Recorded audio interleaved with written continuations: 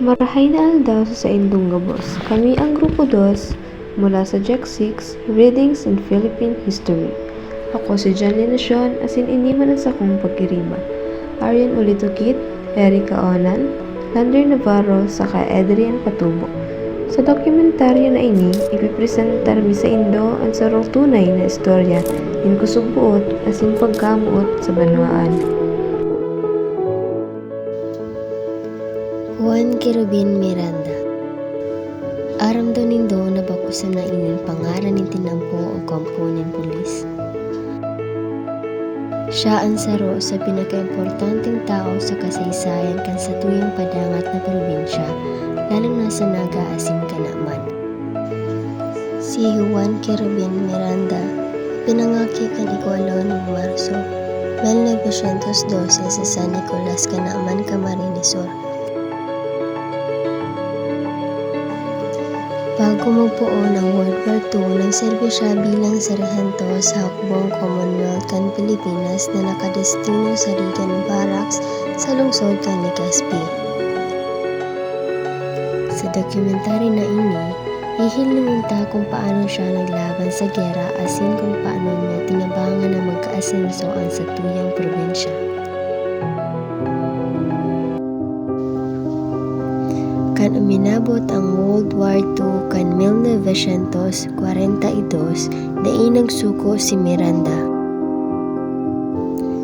Sa iyang ika-30 pagkamundag, pinuunin da Elias Madrid asin Leon Aurios ang tangkong baka guerrilla unit na aram kan kadaklan bilang TVGU. Sindaan saro sa mga enot na naglaban sa mga Hapon digdi sa Bicol. Naita man manlilingawan ang Battle of Taguig Pass. Maski dakol ang kalaban, pinahilininda na ang mga Bicolano, iguanin kusog nin buot na magilaban. Sindaan nagiliwanag para sa kaligtasan kan mga taga Bicol. Pagkatapos kan gera, kan 1945, dai nagpundo si Miranda sa pagserbi. Naglaog siya sa politika, tanganing tabangan ng nasyon na makatindog liwat. Naging siyang enot na representante kan distrito kan Camarines Sur sa Kongreso kan Pilipinas kan taon 1946. Ang pinakatakulang nagibo niya bilang mambabatas, iyo ang pagsulat kan Republic Act No. 3 of 5.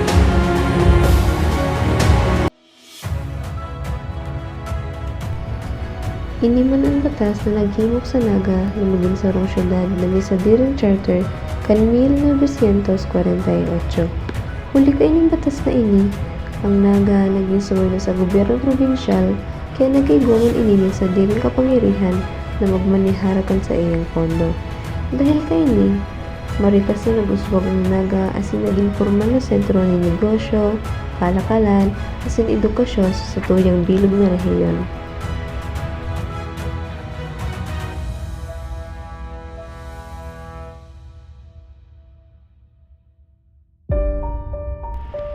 Nagadan si Juan Kerubin Miranda kan Hunyo 1, 1985 sa edad na 73. Pero sa iyang mga nagibo, puon sa maisog na paglaban sa gera, sakod sa matalinong pagpapauswag kan sa tuyang syudad, ay patagos tang namamatian asin pinapinabangan niyan.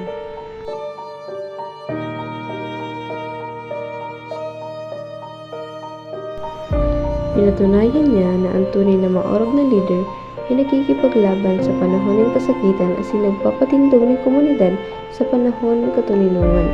Dapat na itong padagos na isaysay ang istorya at mga arog niya para makaon kitang magayong aral para sa satuyang nasyon.